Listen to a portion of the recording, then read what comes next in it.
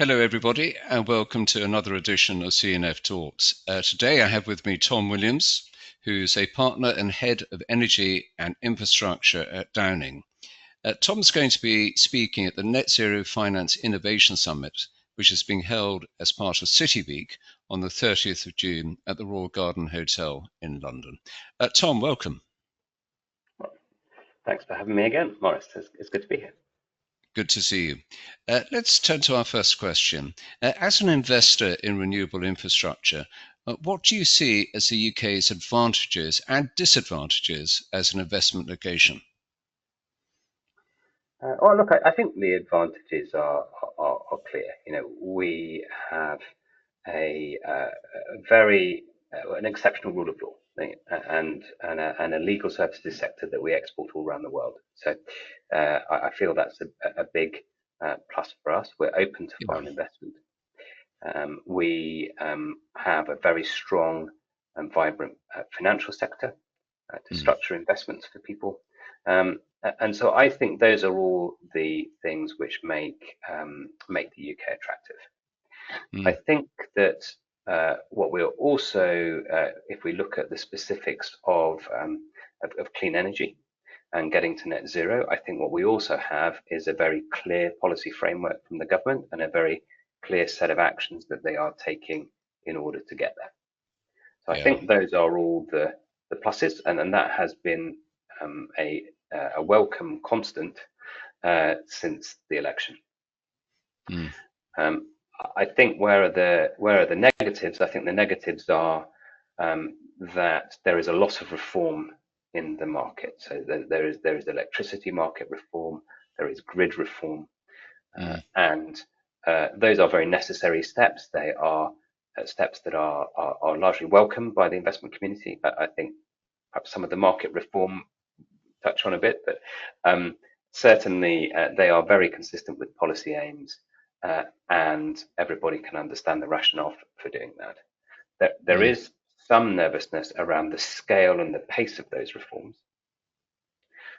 and then with that nervousness comes uncertainty, and with that uncertainty sometimes comes a heightened risk and a heightened cost of capital. And that's what we want to really avoid in this energy transition, because what's very, very important is that this energy transition is delivered at the lowest cost possible to the taxpayer. No, absolutely. And obviously to catalyse this energy transition further, in fact, last week's spending review, the Chancellor announced further help for the further support, financial support for the National Wealth Fund and Great British Energy to help them accelerate the transition. As a private investor, how do you see the role of these two organisations, and in what way would you like to be able to co-invest with them? What are the opportunities there? We absolutely welcome the funding of those two organisations. I think those are hugely positive steps by the government.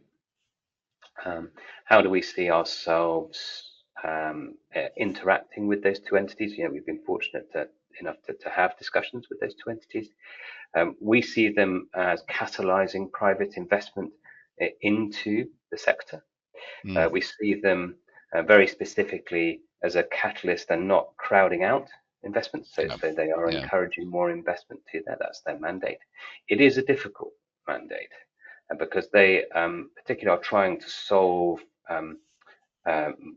market failures or dearths of funding in particular sectors.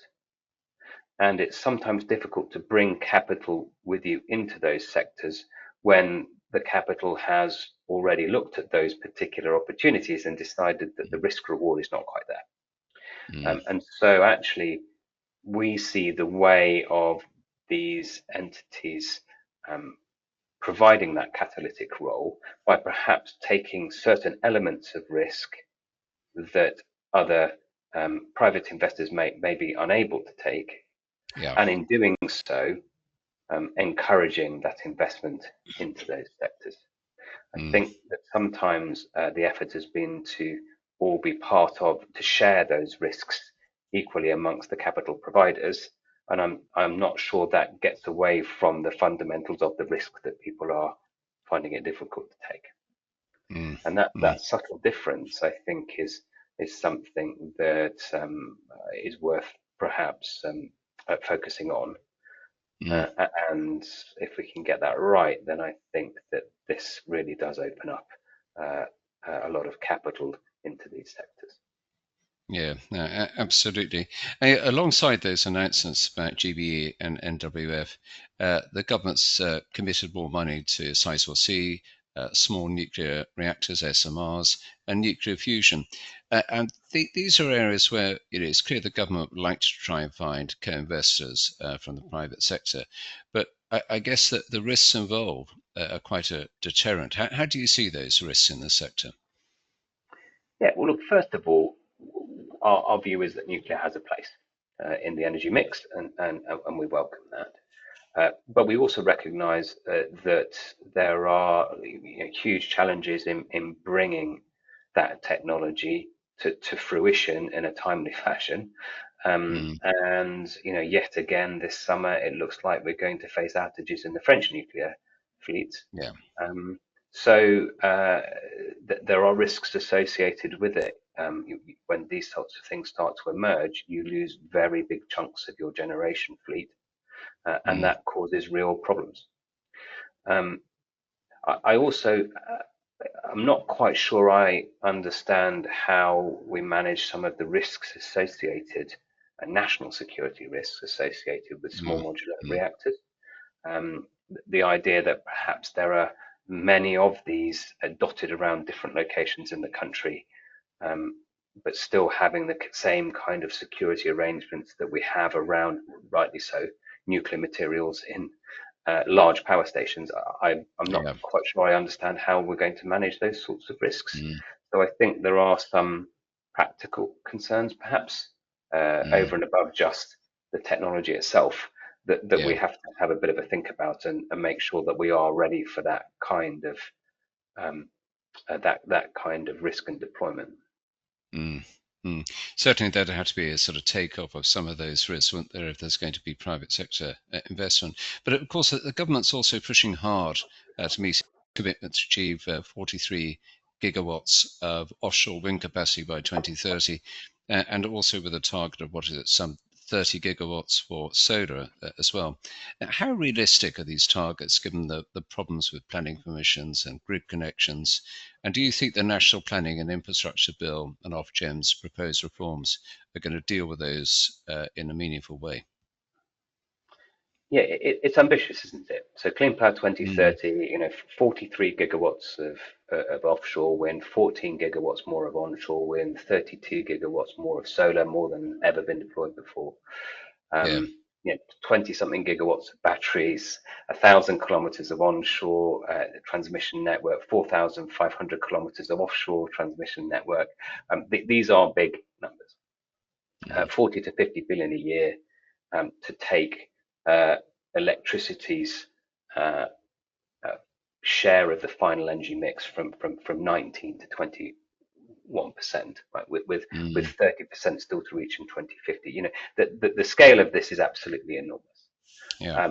Now, I personally believe that getting to those targets by 2030 is not as important as trying to get to those targets by 2030. Mm, I don't think an arbitrary year, an arbitrary deadline is particularly important. What I mm, think is that we are trying to hit that deadline, and if we get to 95% of clean energy in our electricity generation by 2035 instead of 2030, yeah. I think that will be an amazing achievement. Yeah. So I think that whilst I laud the government for setting that in the ambitious timeframe that it has, Mm, I think that just the sheer amount of work, that mm, the scale of the transition is so incredibly impressive. I do think it is the industrial revolution of our time. yeah. Um, we are just reworking every part of our energy system and our economy, Mm. I think that I think that it's okay that we shoot for the moon, and maybe we just maybe we fall a little bit short, but just trying to get there I think is fantastic. So Yeah. I wouldn't want the narrative in a few years' time when all of this is underway and the scale of all of this is all unfolding. I wouldn't Mm. want us to feel disappointed that we don't hit that exact number by that exact date. I really Yeah. don't think that's important at all. And what I Yeah. think is important is that we do it in the most cost-effective way to the Mm. UK taxpayer, and I think that is critical. Yeah, absolutely. Finally, if there were one or two things that the government could do to make your role as an investor in renewables easier and smoother and increase the level of investment you make, what would those be? Um, I think it's to carry on with that consistent policy message. Mm. I think it is to do a little bit more to win the hearts and minds of voters Yes. around Yeah. this transition and why we're doing it and why it is Mm. important, and why a lot of the arguments that are being raised against it are spurious and Mm. actually downright unhelpful. You know, the Yeah. concept um, that somehow we're going to reopen our oil fields in the North Sea, and Mm. somehow we are going to find reserves that have not been Mm. found before, that are not economic, that the government's Yeah. own, the North Sea Transition Authority actually say is not there, right? Mm. Um, Yeah. and to somehow base our future energy policy in opposition Mm. on reopening those reserves, which I don't understand how you do that. I think those sorts of things. I think we should have those discussions. I think Mm. we should make people understand that we did reach peak oil production in 2000. In Yeah. 2023, we were 30% of 2000 production. By 2050, we're going to be 3%. Mm. If we Mm. grant new licenses, we'll be 7. You know, Yeah. that a future where we base our energy policy on that is completely nonsensical. It's a complete fallacy. And so I Entirely. think people just need to have these statistics. They exist. It's Mm. just that they're not shared widely, Mm. and people don't necessarily understand it. And I think when people do Mm. understand these kinds of things and they have this kind of debate, then they'll really understand why we're doing what we're doing, why the government is doing what it's doing, and why it's in their Mm. interest to do it. Mm. So some clarity, some clear thinking, and some clear messaging perhaps would be a good idea. For our viewers, this is clearly a very, very important topic. Would love for you to come and join us at the Net Zero Finance Innovation Summit. Once again, just remind you of the date. It's the 30th of June, the Royal Garden Hotel in London. Further information available on the website, www.cityweekuk.com. We very much hope to see you there. Tom, looking forward to seeing you at the conference. Thank you so much for your time today. Thanks very much, and looking forward to it.